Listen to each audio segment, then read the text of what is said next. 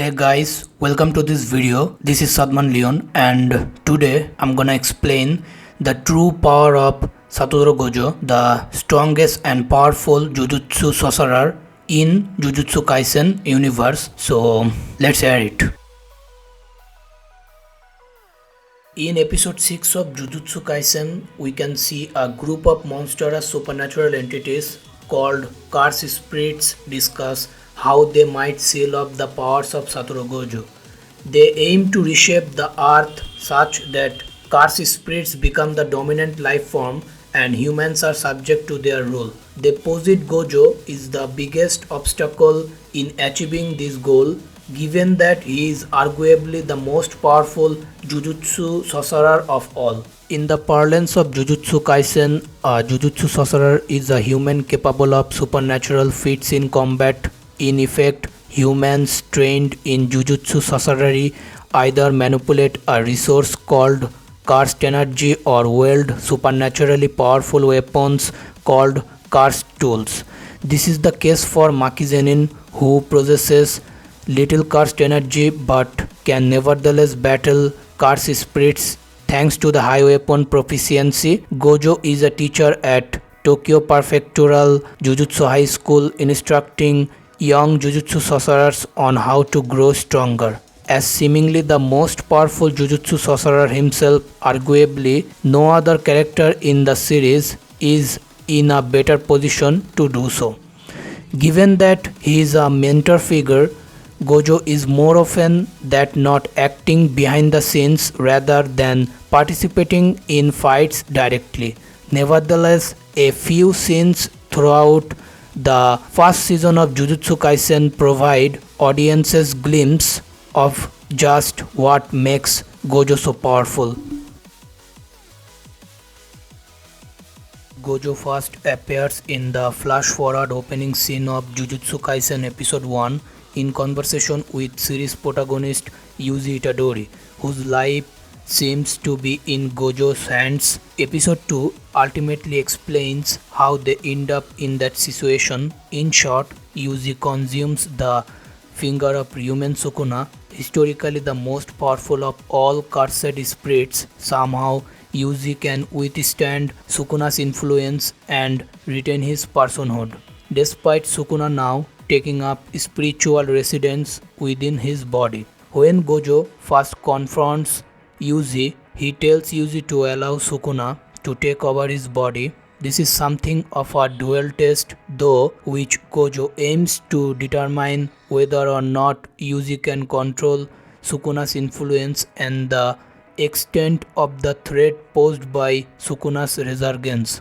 This is also the first time viewers witness Gojo in combat, moving at what appears to be near light speed. Gojo overpowers Sukuna with ease, though manual combat only, leading to his detention of Yuji in the series opening. Much later in Jujutsu Kaisen Season 1, Gojo showcases his proficiency at hand-to-hand combat yet again after joining in on a battle between Jujutsu High Principal Gakuganji and evil Jujutsu sorcerer Jujo. When immediately upon his arrival, Gojo severs all four of Jujo's limbs, befitting then of a character described as the most powerful Jujutsu sorcerer. Gojo's physical skills alone seem to be almost limitless.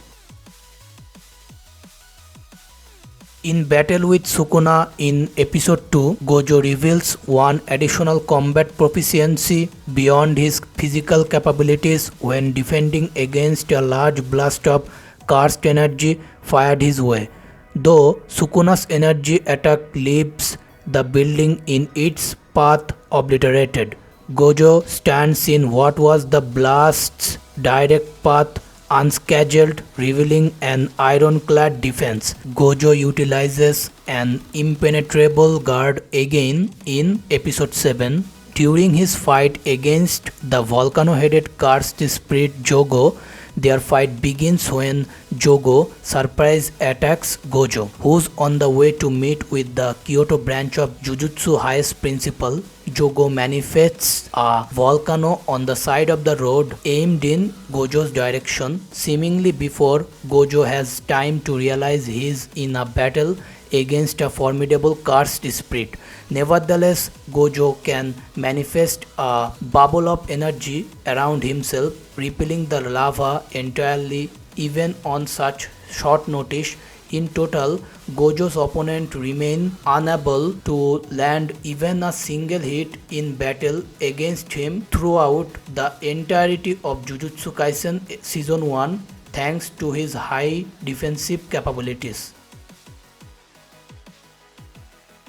After he withstands a few additional attacks, like how he repelled the volcanic blast at the start of their fight, Jogo questions how Gojo is capable of nullifying his attacks entirely. Gojo then reveals that his approach to combat revolves around the concept of infinity.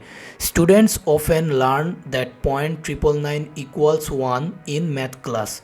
Gojo, however, operates on an inverse principle. His powers function such that the technically infinity distance between him and his opponent, infinity in the same case that another 9 can always be tacked onto the end of the repeating decimal .999 before reaching 1 is impassable. The idea of infinity likewise factors into his signature curse technique. Against Jogo, he deploys an attack he calls Curse Technique Reversal Red, and later in episode 20, Gojo uses an ability called Hollow Technique Purple. These both rely on the manipulation of the concept of infinity to manifest huge blasts of energy.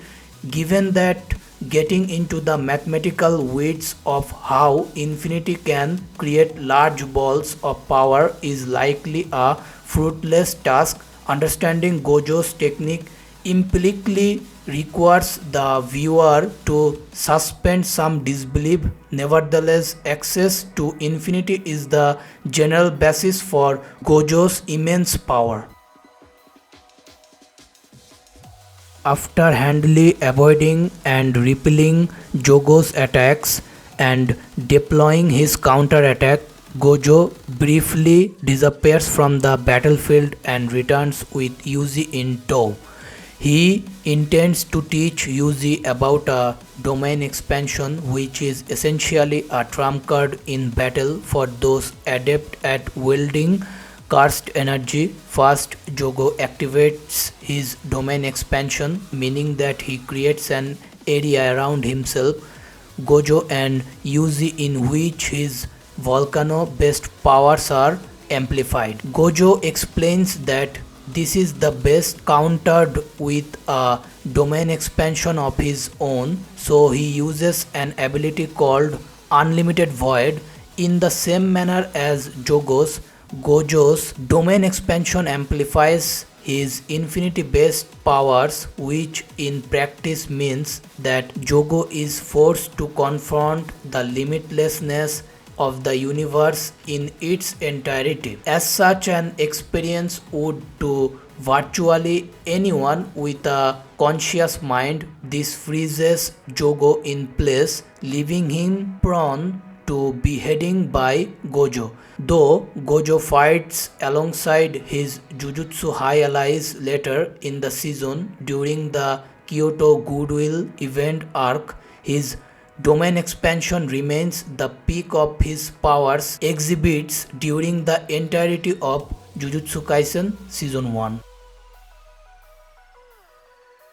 While Gojo is described as the most powerful fighter in the entirety of the fictional universe in which Jujutsu Kaisen takes place, his strength in battle is not the be-all and end-all of his wide range of abilities. Perhaps equally important to his formidability is his strength as a leader. Throughout Jujutsu Kaisen Season 1, Gojo is depicted as key to the developments of both Yuji and Shikigami user Megumi Fushiguro as fighters, and to a lesser but not insufficient extent Nobara Kyugisaki too. Furthermore, Gojo is something of an accelerationist, revealing in episode 6 that his involvement in the Tokyo branch of Jujutsu High is predicated upon pushing against its Sodogi administration and teaching a newer, stronger generation of Jujutsu sorcerers. Gojo's legacy then extends beyond merely his capabilities, manifesting through whatever Yuji, Megumi, Nobara, and the other he mentors at Jujutsu High might likewise accomplish in their respective futures. We will see furthermore information about Satoru Gojo, as the original creator of this anime confirmed that there will be a movie which will release on December 24 this year named Jujutsu Kaisen 0. We will see the next of Satoru Gojo's power. That's all. Thank you very much guys for watching this video. If you have any queries, then please comment on this video. If you enjoyed this video and want to see more, then please hit the like and subscribe to my channel. There will be more anime related video in future. Till then, farewell.